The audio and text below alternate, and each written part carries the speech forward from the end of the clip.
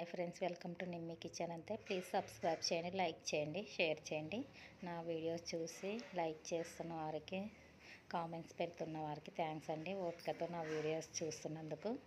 ఈరోజైతే నేను మునక్కాయ పప్పు చేస్తున్నాను. ఫస్ట్ మునక్కాయలు కట్ చేసుకొని తోలు తీసేసి ఒక డేక్షాలో కొంచెం ఉప్పు వేసి కొన్ని వాటర్ వేసి ఉడికించుకోవాలన్నమాట. మనకు పప్పు రెడీ అయ్యేతలకి మునక్కాయలు ఉడికిపోతాయి.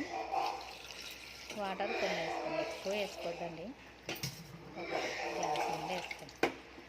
మూత పెట్టేసి ఉడికేటప్పుడు అప్పుడప్పుడు కలపండి. ఇప్పుడు పప్పుకి కుక్కర్ తీసుకోండి, పెద్ద కుక్కరే తీసుకోండి. ఒక టీ గ్లాస్ అన్ని కంది బ్యాళ్ళు వేసినాను. ఇప్పుడు జీలకర్ర, కొంచెం పసుపు వేస్తా. ఎందుకంటే కొంచెం పసుపు వేయాల. తర్వాత టమోటాలు ఒక 3 మీడియం సైజు టమోటాలు తీసుకున్నాను. ఒక ఉల్లిగడ్డ, కరివేపాకు, పచ్చి కరివేపాకు కడిగి వేసుకోండి, ఏమన్నా ఇసుక ఉంటుంది. కొంచెం చింతపండు, పచ్చిమిరపకాయలు పెద్దగా ఉంటాయి కదా, అలా తుంచి వేసుకోండి. కుక్కర్ అయితే కొంచెం పెద్ద తీసుకోండి, ఎందుకంటే వాటర్ ఎక్కువ వేసినప్పుడు అది పొంగిపోతుంది. చిన్నదైతే మొత్తం కారిపోతుంది. అదే కొంచెం పెద్ద కుక్కర్ వేసుకుంటే ఏం పొంగదనమాట, కొంచెమే పొంగుతుంది. ఎల్లిపాయలు వేసుకోవాలి. తర్వాత ఒకటిన్నర చెంబు నిండా వాటర్ వేసుకోవాలి. ఇప్పుడు ఒకసారి అలా కలిపేసుకొని కుక్కర్ నేనైతే 4 విజిల్ పెడతానండి, అప్పటికే మెత్తగా అయిపోతుంది పప్పు. 4 విజిల్ పెట్టేస్తాను.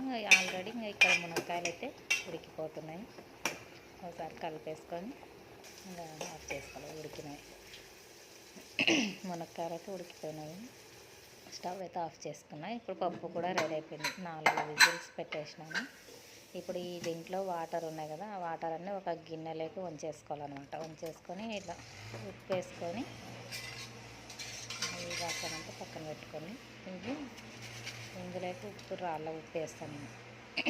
నైస్ ఉప్పు ఎంతనో సరిగా తెలియదు, అందుకే రాళ్ళ ఉప్పు అయితే కొంచెం తొందరగా టేస్ట్ ఉంటుంది. ఇదే మేలు రాళ్ళ ఉప్పు. ఇప్పుడు పప్పు అంతా మెత్తగా చేసేసి పప్పు గుత్తితో మొత్తం మెత్తగా చేసేసిన. ఇప్పుడు అలా వంచి పెట్టుకున్న రసాన్ని ఇందులోకి వేయాలి.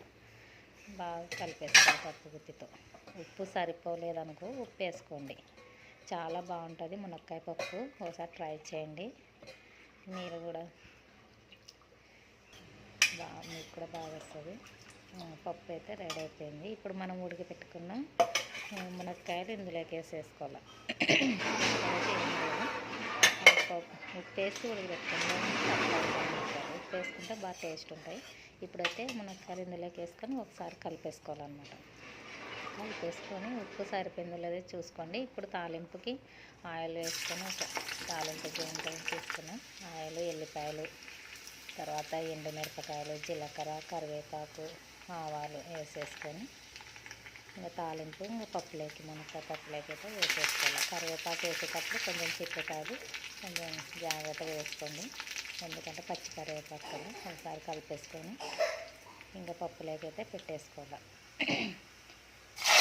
పప్పు అయితే రెడీ అయిపోయింది. ప్లీజ్ సబ్స్క్రైబ్ చేయండి, లైక్ చేయండి. నిమ్మీ కిచెన్ అంటే మీరు సబ్స్క్రైబ్ చేస్తే నేను వీడియోస్ పెట్టినప్పుడు మీకు నోటిఫికేషన్ బార్లో తెలుస్తుంది అన్నమాట. మీరు చూస్తారని అనుకుంటున్నాను. ప్లీజ్ సబ్స్క్రైబ్ చేయండి. పప్పు అయితే మునక్కాయ పప్పు అయితే రెడీ అయిపోయింది. చాలా బాగుందండి, మీరు కూడా ట్రై చేయండి. ఒకటే రకం పప్పు కంటే ఇట్లా వెరైటీ చేసి